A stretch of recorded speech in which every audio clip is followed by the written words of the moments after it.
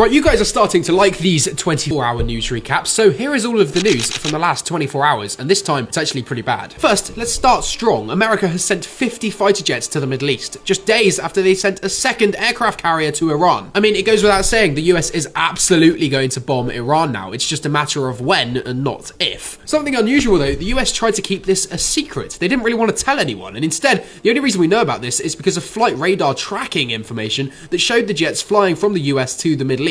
Either way, this is a huge movement of military planes, and really, it would show something big is coming. As well as that, over 250 cargo planes have landed in the Middle East over the last few weeks, so the US is delivering a lot of weapons as well. It's likely the US is preparing for a war. It's just a matter now, as I've said, of when, not if. But to be fair, there is a reason the US might have sent these 50 fighter jets to the Middle East, and that's because of the other thing that happened in the last 24 hours. And that's that Russia has decided to send warships to the Middle East themselves. Specifically, a few days ago, Iran actually announced they're holding naval exercises in the Strait of Hormuz to try and scare off the US and show to the rest of the world that they have the power to shut down the Strait of Hormuz. And at the time, that was huge news, which it was. I made many videos on that, except today something even bigger has happened. Russia has actually announced they're going to be joining in those naval exercises, which no one was expecting. Russia said, quote, "This move shows that we are ready to hold joint exercises in any region in the world." And Russia said, quote, "These exercises aim to expand joint maritime cooperation and strengthen our coordination." But this is a big deal. Not only is this Iran showing the rest of the world that they are strong themselves,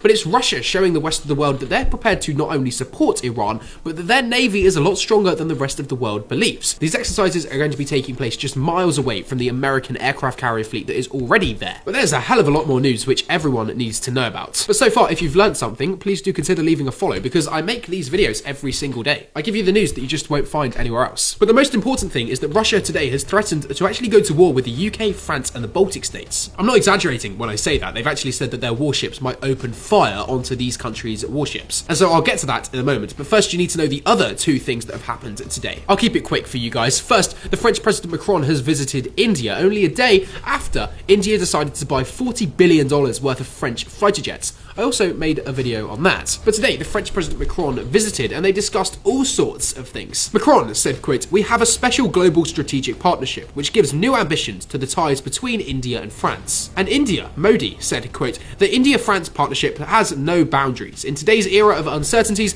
this partnership is a force for global stability and progress." Now, once again, in these type of meetings, we don't really get much information. They never give anything to the public. They just say they've been really successful. And so that's all I can tell you. They talked about a lot of things. France tried to persuade India to get Russia to withdraw from Ukraine. That was another thing. But really, they didn't announce or sign anything publicly, although I'm sure they did behind the scenes. In meetings like this, a lot happens behind the scenes. We just get told that the meetings went very well and now they're going to get along better than before, which is always good. And one more thing before I get to Russia saying they're going to go to war with the UK, seriously. It is actually about Russia and Ukraine, to be fair. The Paralympics have said that Russia and Belarus are going to be allowed to compete for the first time since Russia invaded in 2022. You would have thought it's a good thing, except Ukraine decided to pipe in and have a go at Russia and the Paralympics for it. Ukraine condemned the Paralympics for allowing it to happen, but what they actually said was quite disturbing as well. Ukraine said, quote, "Russia has changed the Paralympic sports to be a pillar for those who Putin sent to Ukraine to kill, but instead returned from Ukraine with injuries and disabilities." Basically, Ukraine is saying that the Paralympic athletes had their legs blown off in Ukraine, and that's why they're now Paralympic athletes,